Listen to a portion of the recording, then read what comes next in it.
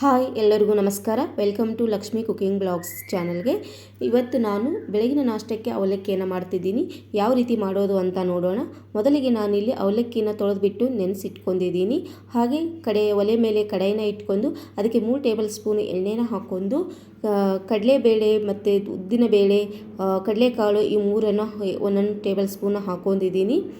ಕಡಲೆಬೇಳೆ ಉದ್ದಿನಬೇಳೆ ಕೆಂಪಗಾಗೋವರೆಗೂ ಫ್ರೈ ಮಾಡ್ಕೋಬೇಕು, ಅಂದರೆ ಚೆನ್ನಾಗಿರುತ್ತೆ ತಿನ್ನೋದಕ್ಕೆ. ಮತ್ತು ನಾನಿಲ್ಲಿ ಜೀರಿಗೆ ಸಾಸಿವೆನ ಹಾಕೋತಿದ್ದೀನಿ. ಅದನ್ನು ಹಾಕ್ಕೊಂಡು ಚೆನ್ನಾಗಿ ಮಿಕ್ಸ್ ಮಾಡ್ಕೋಬೇಕು.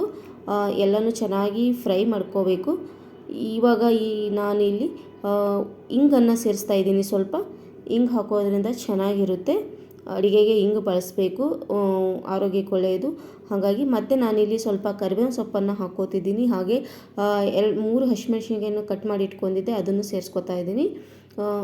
ಅದನ್ನು ಹಾಕ್ಕೊಂಡು ಚೆನ್ನಾಗಿ ಫ್ರೈ ಮಾಡ್ಕೋಬೇಕು. ಮತ್ತು ಇಲ್ಲಿ ನಾನು ಒಂದು ದೊಡ್ಡ ಈರುಳ್ಳಿನ ಕಟ್ ಮಾಡಿ ಇಟ್ಕೊಂಡಿದ್ದೆ, ಅದನ್ನು ಸೇರಿಸ್ಕೊತಾ ಇದ್ದೀನಿ.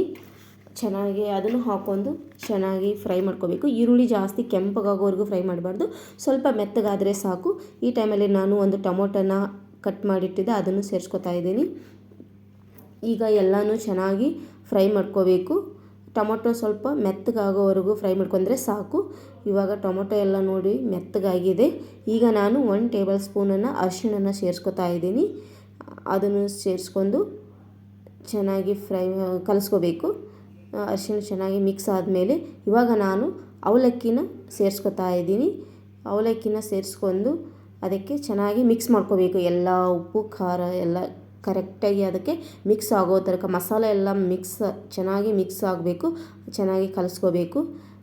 ಇವಾಗ ನೋಡಿ ಮಿಕ್ಸ್ ಆಗಿದೆ. ಈ ಟೈಮಲ್ಲಿ ನಾನು ರುಚಿಗೆ ಎಷ್ಟು ಬೇಕು ರುಚಿಗೆ ತಕ್ಕಷ್ಟು ಉಪ್ಪನ್ನು ಹಾಕ್ಕೋತಿದ್ದೀನಿ. ಆಮೇಲೆ ಉಪ್ಪು ಹಾಕ್ಕೊಂಡು ಮತ್ತೆ ಕಲಿಸ್ಕೋಬೇಕು, ಯಾಕಂದರೆ ಉಪ್ಪು ಎಲ್ಲದಕ್ಕೂ ಹತ್ತಬೇಕಲ್ವ. ಹಾಗಾಗಿ ಮತ್ತು ಸ್ವಲ್ಪ ಕೊತ್ತಂಬರಿ ಸೊಪ್ಪನ್ನು ಸೇರಿಸ್ಕೊಂಡಿದ್ದೀನಿ.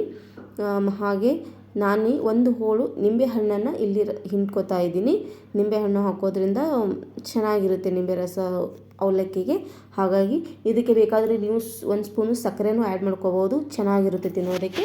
ಇವಾಗ ನೋಡಿ ಮಿಕ್ಸ್ ಕೊಟ್ಟೆ ಚೆನ್ನಾಗಿದೆ. ಇವಾಗ ನೋಡಿ ಅವಲಕ್ಕಿ ರೆಡಿ ಆಗಿದೆ. ಬಿಸಿ ಬಿಸಿ ಅವಲಕ್ಕಿ. ನೀವು ಒಂದ್ಸಲ ಟ್ರೈ ಮಾಡಿ, ಚೆನ್ನಾಗಿರುತ್ತೆ. ಈ ವಿಡಿಯೋ ಇಷ್ಟವಾದರೆ ಲೈಕ್ ಮಾಡಿ, ನಿಮ್ಮ ಫ್ರೆಂಡ್ಸ್ಗೆ ಶೇರ್ ಮಾಡಿ, ಹಾಗೆ ಕಮೆಂಟ್ ಮಾಡಿ. Thank you.